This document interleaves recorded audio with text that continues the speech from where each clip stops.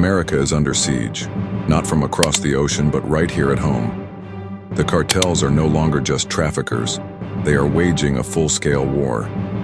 And now the U.S. military has stepped in. In a stunning operation, a high-level cartel cell was captured in a surprise border raid. What they smuggled, who they were linked to, and the secrets revealed under interrogation could unravel an entire criminal network. They never expected it. Just miles from what locals have dubbed Cartel Island along the Rio Grande, a covert task force deployed with night vision drones, Black Hawk helicopters, and specialized units from the 75th Ranger Regiment executed a meticulously planned strike. The results were shocking. Hidden bunkers stocked with automatic weapons, encrypted communication devices, and shipments of fentanyl precursors. Military-grade armor, marked with foreign insignias, not from Mexico but traced to China, was discovered. The cartels are preparing for war, and global actors may be aiding them. While headlines scramble to understand what happened, this investigation goes further, into the places cameras can't reach. The borderlands are no longer just dangerous, they are dominated, controlled, and militarized by cartel factions. Entire communities live under their rule, where terror is routine and national security is at risk. During a 2025 address to Congress, President Trump spelled it out. These organizations are no longer mere criminal gangs. They are foreign terrorist entities. That designation changed the game, allowing authorities to pursue cartel leaders like any other international threat, with asset freezes, drone surveillance, and even military intervention. The dominoes began to fall. But why did the military cross the line into action? Why were soldiers, rather than DEA or border agents, deployed on domestic soil? The answer lies in the fentanyl crisis, a silent, deadly war that claims hundreds of thousands of American lives every year. In grief-stricken homes from coast to coast, the toll is impossible to ignore. The cartels aren't just selling drugs, they are weaponizing them. Former cartel operatives describe a terrifying reality: factions with military-style wings, armed and trained hit squads, even the chilling use of minors in conflict zones. This is insurgency, not organized crime. And fighting the enemies, that means going into cities and locating these rival hitmen, these rival people or rival drug lords, and taking them out. You have to understand that the cartels is two branches: the ones that traffic the drugs and the military side of the cartel as well. Imagine this: youth, abducted and drugged into compliance, sent into life-threatening situations, addicts turned into shields. This is the reality along the border, and why the military was tasked with a surgical strike, to decapitate the leadership before more lives are lost. U.S. intelligence, working from decrypted cartel communications, pinpointed a clandestine meeting between cartel lieutenants and foreign arms suppliers near the southern border. When the signal came, the strike was executed. By sunrise, the compound lay in ruins. The operation uncovered more than weapons. It revealed a sinister network of global supply chains funneling arms into the U.S. Evidence traced flows from rogue Eastern European dealers and even Chinese suppliers. The line between local crime and international conflict has blurred. According to Pentagon sources, investigations are ongoing into whether foreign intelligence entities are facilitating cartel militarization, turning what was once a domestic drug war into a proxy conflict. They joined an organization. So I was about 10, 11 years old. We spoke with a cartel member last night that alleged that one of the ways it gets through is paying off Border Patrol, paying off police. Yeah, I would not disagree with that. What is the cost to buy a Border Patrol agent? $9,700. In a good month, how many guns can you get across the border? I want to say close to 1,000. The situation at the border is no longer just about drugs. It's about paramilitary forces, carefully trained, heavily armed, and ready to fight. Recent intelligence points to operations that resemble military campaigns more than smuggling runs. The U.S. response has been unprecedented, deploying units trained for combat, not just law enforcement, to confront this threat head-on. I'm Jason Fox. I spent 10 years in the Special Forces, where I hunted down drug lords in Afghanistan. Yeah, these are good. This is what we used. Now, I'm going to Latin America. Officials have given this crackdown the codename Operation Copper Fang. Details are scarce, but leaks and on-the-ground reports describe coordinated raids targeting cartel compounds just south of Del Rio, Texas. What was discovered changes the narrative. Stockpiles of tactical-grade fentanyl, dispersal devices, and even items designed to disguise dangerous chemicals in everyday products. This isn't just smuggling. It's organized, deliberate, and lethal. They're exploiting traditional trade routes and rewriting the rules of the global drug trade. How did things escalate to this point? Analysts point to decades of cartel evolution. Violence and intimidation were just the beginning. Now, paramilitary structures, intelligence networks, and combat training are the norm.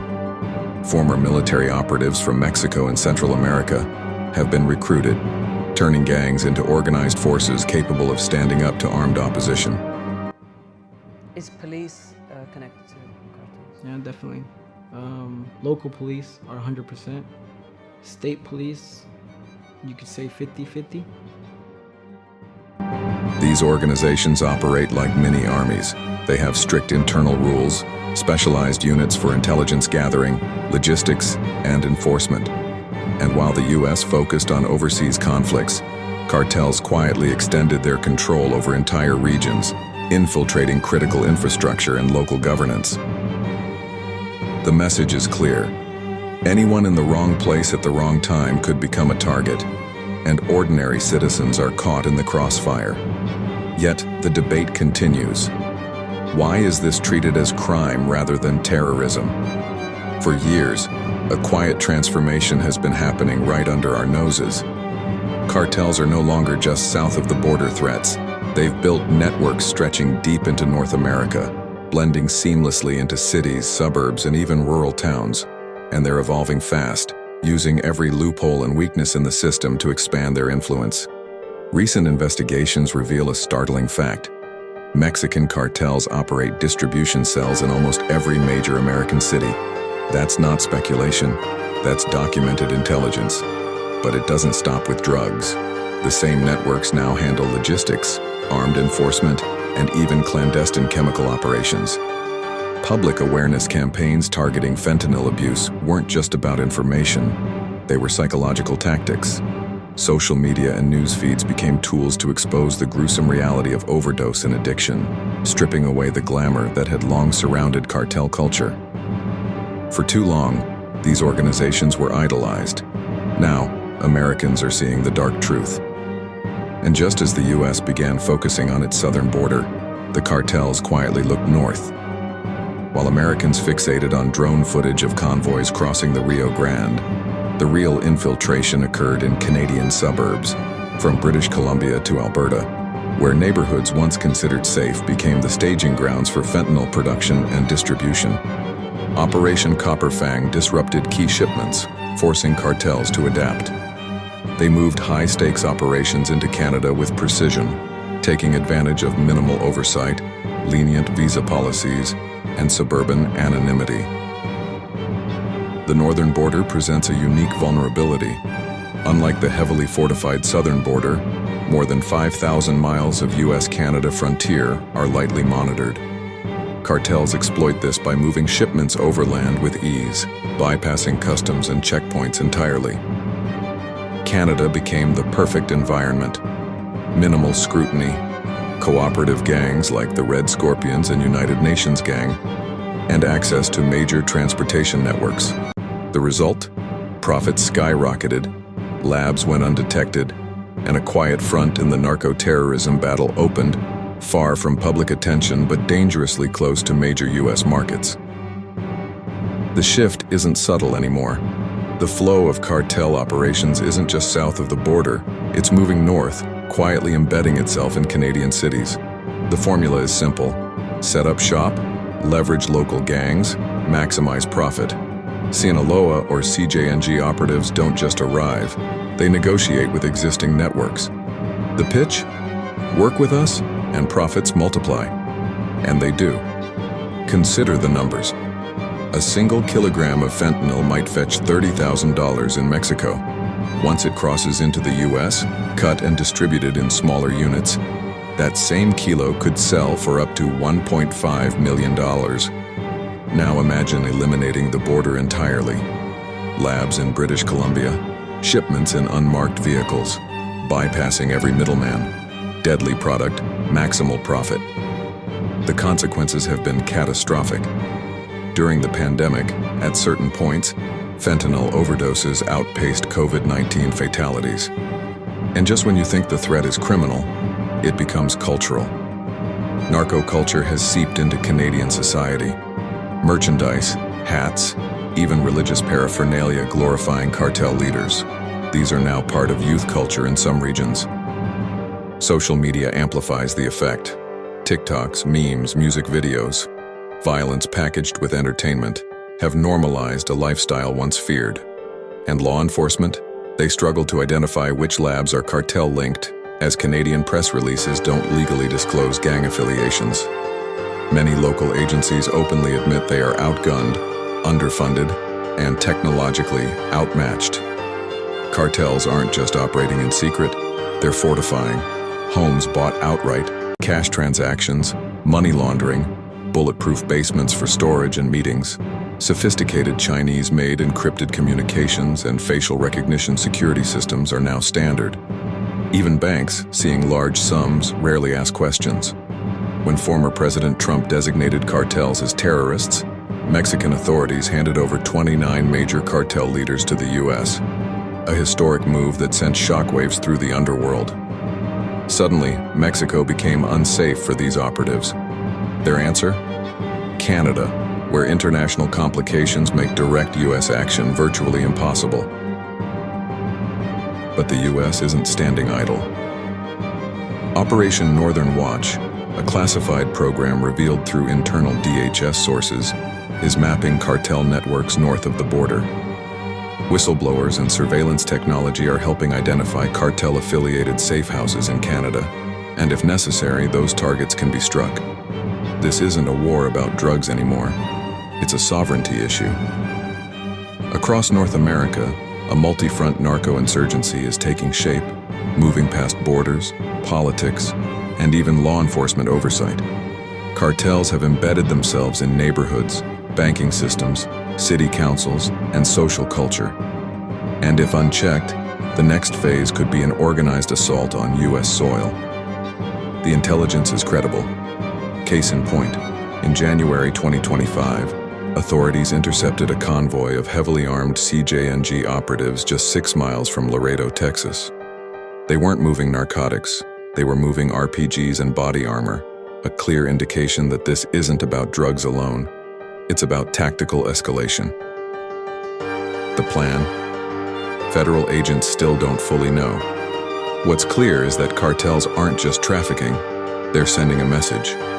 According to leaked DHS briefings, select members of Congress have been warned a symbolic strike could be imminent. Not to achieve a tactical gain, but to demonstrate untouchability. And the picture keeps expanding. This isn't just a North American problem anymore, it's becoming global. Nearly every fentanyl precursor comes from China. Despite diplomatic pressure and sanctions, over 90% of synthetic opioid materials trace back to Chinese chemical manufacturers. These aren't rogue labs. Many are government-connected or protected from inspection.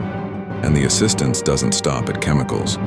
Internal intelligence memos reviewed by Epoch Times reveal that Chinese actors are supplying communication encryption methods, surveillance hardware, and even digital laundering services directly to major cartel factions. The implication is chilling. The cartels aren't improvising. They are equipped, trained, and organized like a modern army. Technical vehicles, automatic weapons, command structures, decades of operational experience, all ready for deployment. Meanwhile, the structural weaknesses in government response make the situation worse. Leaked DHS documents show Operation Northern Watch is underway, monitoring Alberta, British Columbia, and Quebec for cartel-affiliated sites. The operation is a joint effort. JSOC, CSIS, Homeland Security, and a cyber forensics division of the NSA. The mission is simple: locate and disrupt fentanyl production before it crosses into the US. But action is limited. Canada recognizes the presence of cartels but refuses to classify them as terrorist organizations. Any US-led intervention would violate sovereignty and risk a diplomatic crisis. Until that changes, the cartels operate with near impunity. And while federal hands are tied, the money flows. Fentanyl isn't just a drug anymore. It's a business empire.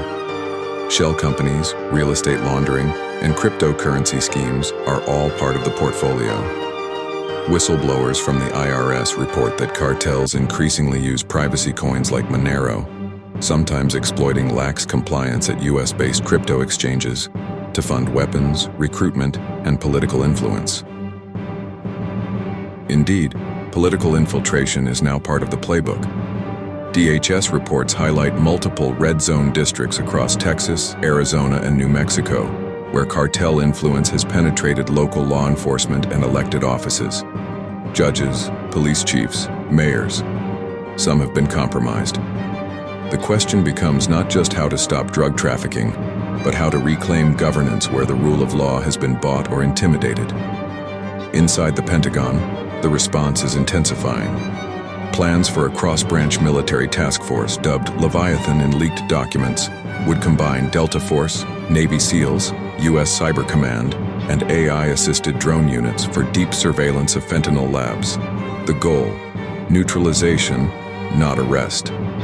Despite Operation Copper Fang delivering a blow in Mexico, the cartels are stronger than before, more entrenched, more militarized, more global. If the next administration does not act decisively, America could face something unprecedented: urban combat on its own soil. So, what's the path forward? First, call it what it is: narco-terrorism. Not gang violence, not smuggling, not a border problem. Terrorism. Second, demand legislative parity. If MS-13 and CJNG qualify as foreign terrorist organizations, they must face the full force of counterterrorism law: frozen accounts, no-fly restrictions, targeted operations, and third, secure the northern frontier.